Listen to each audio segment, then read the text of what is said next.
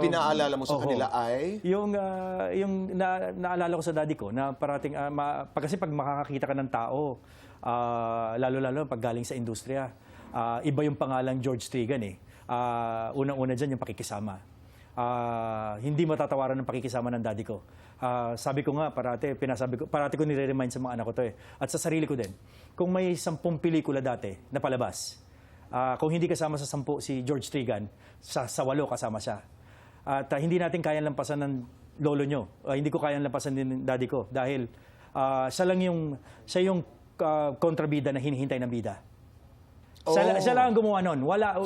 Nobody can do that. Ganun kagaling yung tatay ko, ganun siya. Lahat na yun, box office king, lahat na panalo na ng tatay ko eh. Kumbaga, Grand Slam Best Actor. Wala nang kailangan patunayan, pero until his death, artista pa din eh. Yung pa rin sa daddy ko eh. Parang ang laki-laki ng shadow ika nga. Hindi namin, no one can fill the shoes of my father. Siya lang yun. But Not even Tito Joseph. Of course. Not even Tito Joseph. Sabi ko nga, saan ka makakita ng bida, naghihintay sa kontrabida? Right. Kung may 10, 8 kasama ng daddy ko, kumbaga, no one can do that. And you got into politics, katulad ng marami mong mga kamag-anak. Naman. Ito simple lang. Anong pagkakaiba ng showbiz at politika? Anong pagkakaiba o pagkakapareho?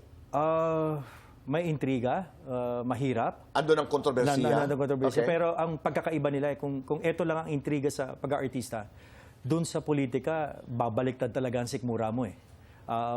Ganun siya kadumi. At the end of the day, kahit anong gawin mong maganda, meron kulang pa din eh. Is that one of the reasons kung bakit umatras ka?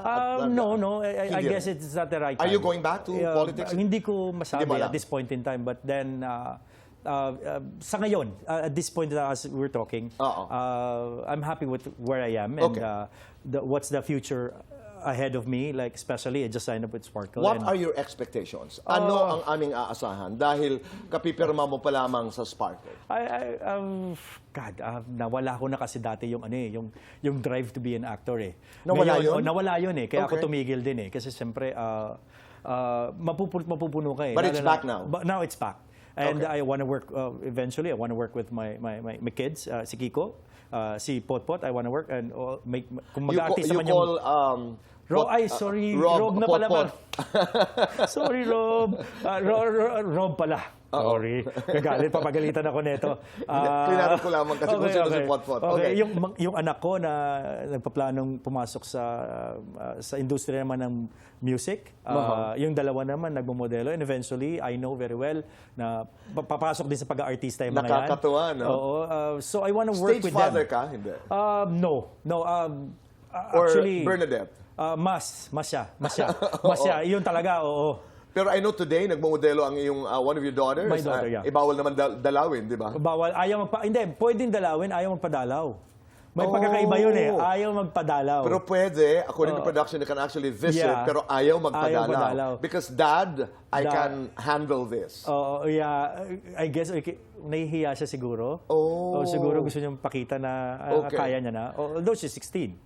16 pa lang siya. So, iba lang mga bata din ngayon. Iba.